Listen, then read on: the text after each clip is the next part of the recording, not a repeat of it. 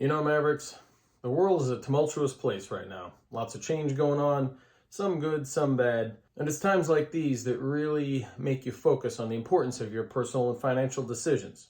Now, there are many reasons to have a bicycle as your primary or secondary mode of transportation. Tonight, I'm going to cover the top 5 reasons why you should consider a bicycle as at least your secondary, if not your primary mode of transport.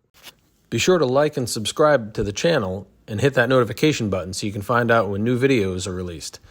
And consider becoming a Patreon to help us share bike love with others like you around the world. Tonight's video is in no way sponsored by this. A Grand Vin de Bordeaux you can get at Trader Joe's for a very reasonable under $30 price tag. It's quite good, great aroma, thick, bold, chewy, the kind of red I like. So check it out. Let's be honest with ourselves for a minute. Cars aren't cheap. They aren't cheap to maintain, they aren't cheap to operate, they require registration fees. Hell, here in Virginia alone, we have a thing called car tax because Virginia believes it's a luxury for us to have a car, let alone more than one, in a household. Of course, this is North America. This country is designed for cars. So having a car is hardly a luxury. According to NerdWallet, it costs over $10,000 to maintain and operate a car annually. Dollar Times chart shows that if your car gets 30 miles a gallon, it'll still cost you at least $2,000 in gas this year. That doesn't even include things like parking, fees, tolls, etc. But you know what doesn't require registration, taxes, fees, tolls, or parking? This. Costs about $300 to $500 a year all in for a full tune-up at a local bike shop, new tires, chain, the works. That's up to 50% cheaper on average than the current monthly payment for a car, $667. And using it to replace half my annual driving, I can save a couple of grand at least annually. I don't know about you, but I like to keep my money in my pocket. And even if you love your car, decisions are being made by governments that will affect you and it. California recently heralded their decision to ban the sale of gasoline cars entirely by 2035. Then, only a week later, they told electric car owners that they have to suspend charging during peak hours because the electrical grid can't handle the load in the hot summer. I'm not here to debate either side of the environmental discussion. I own both types of vehicles. I love the fact that I put about $50 a month in my Tesla in electricity, and I have paid $0 for maintenance.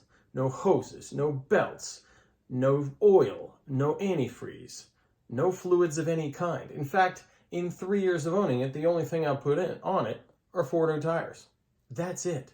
But the decisions of politicians can and will affect your life, often negatively, no matter which side of the aisle you're on.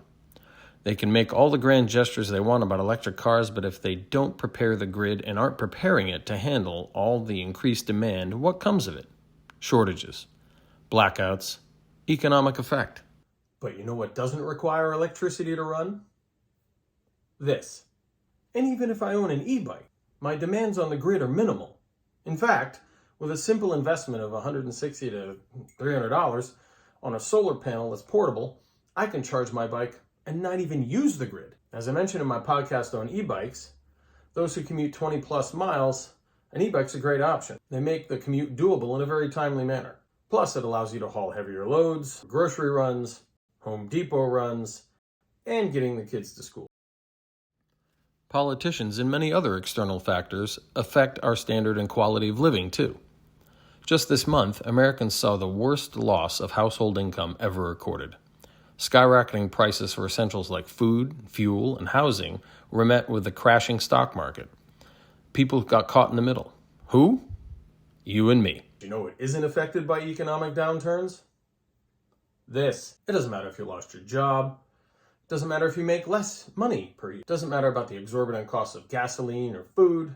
This will get you to your interview for a new job without a dime spent on auto insurance, without costly parking fees, and you can weave in and out of traffic and get to your interview on time while other people sit in it honking their horns.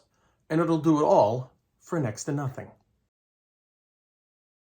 But even if you work from home, and you already save gobs of money and tons of time over the average commuter every day, you can still make a bicycle your primary transportation. You still have to get out and get groceries, get the kids to school, go to lunch or happy hour with colleagues or friends. This is where your bicycle is as much of a lifestyle choice as it is an economic necessity. Your bike can become a daily adventure, spending time with your kids on the ride to school and back. It will save you money on gas, give you cheaper insurance because you travel less miles, and get you out from behind the keyboard or Zoom call and into the sunshine to improve your health, your vitality, and your peace of mind. And that brings us to number 5. With all the tumult in the world, how's your mental and physical health doing? It's well known that you need daily exercise. At least 20 minutes a day of moderate activity is the absolute minimum to keep you vital as you age. But who has time to drive to a gym with expensive membership fees, finding a place to park, and sitting in traffic to get there and back? But you know what's the key to your health, vitality, and reducing your long-term effects on the environment? This.